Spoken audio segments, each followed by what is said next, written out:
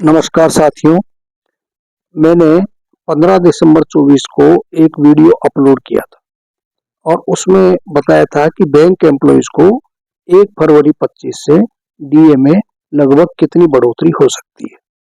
और उसमें जो सीपीआई इंडेक्स था वो अक्टूबर 24 तक का था और उस आधार पर जो कैलकुलेशन थी उसके आधार पर बताया था कि 1.64% की इंक्रीज बैंक एम्प्लॉइज को 1 फरवरी 25 से डीए में संभावित है। दूसरा वीडियो मैंने एक अपलोड किया था 4 दिसंबर 24 को और उसमें सेंट्रल एम्प्लॉइज को 1 जनवरी 25 से डीए में लगभग कितनी बढ़ोतरी हो सकती है इसकी गणना की थी।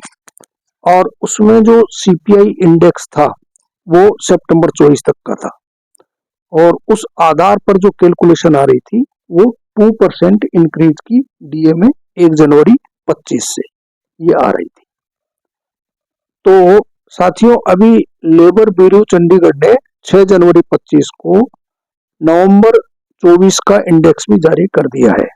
अक्टूबर 24 का इंडेक्स 144.5 था और नवंबर 24 में भी ये 144.5 ही रहा है, इसमें कोई परिवर्तन नहीं हुआ है। यानी अक्टूबर और नवंबर का जो इंडेक्स है वो सेम है।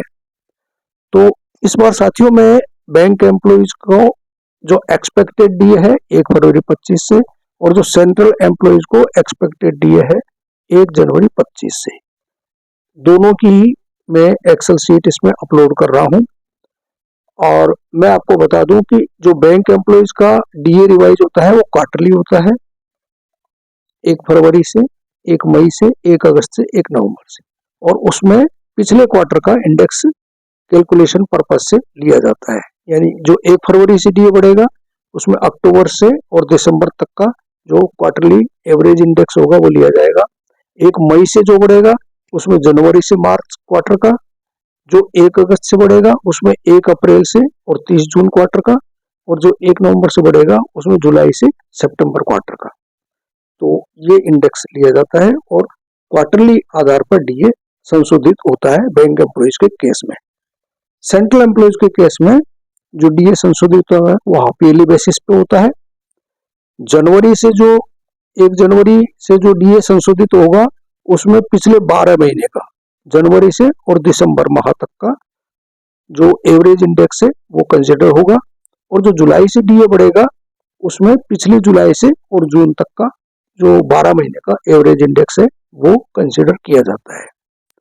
दोनों ही केस में, बैंक एम्प्लॉइज के केस में भी और सेंट्रल एम्प्लॉइज के केस में भी, कंज्यूमर प्राइस इंडेक्स जो इंडस्ट्रियल एम्प्लॉइज के लिए लागू होता है वो कंसिडर होता है। साथियों, बैंक एम्प्लॉइज के केस में जो पिछला लेटेस्ट वेतन समझौता हुआ था 1 नवंबर 22 से इफेक्टिव था और उसमें 123.03 अंक मर्ज हो गए थे, और उसके बाद में जो अंकों में बढ़ोतरी होती है उसको क्वार्टरली एवरेज बेसिस पे गणना करके और डीए में संशोधन होता है। सेंट्रल एम्प्लॉइज के मामले में जो 7th पे कमीशन आया था जो 1 जनवरी 16 से लागू हुआ था उसमें 1 जनवरी 16 को डीए 0 कर दिया था, और उसके बाद में छमाही आधार पर जो भी 12 महीनों का एवरेज इंडेक्स बढ़ता है उस आधार पर कैलकुलेशन करके और डीए में बढ़ोतरी होती है। तो साथियों, जैसा कि आप देख पा रहे हैं, पहले मैं इसमें जो एक्सेल शीट अपलोड कर रहा हूं वो बैंक एम्प्लॉइज वाली है। तो बैंक एम्प्लॉइज के केस में अब आप देख रहे हैं कि अक्टूबर 24 का जो इंडेक्स है 144.5 है, नवंबर 24 का भी 144.5 है, ये एक्चुअल है, और दिसंबर 24 का मैंने नोशनल इंडेक्स इसी फिगर को रखा है। तो इस फिगर पर जो एवरेज भी 144.5 ही आ रहा है और 123.03 जो ऑलरेडी मर्ज हो चुका उस इंडेक्स को घटाने पर 21.47 आ रहा है, और ऑलरेडी जो डीए ले रहे हैं बैंक एम्प्लॉइज वो 19.83 है, तो इसको घटाने पर 1.64% आता है। तो ये जो अंतर है 1.64, इसी के बढ़ने की संभावना है 1 फरवरी 25 से। यदि बेसिक 1 लाख है तो 1640 रुपए की बढ़ोतरी इसमें हो जाएगी।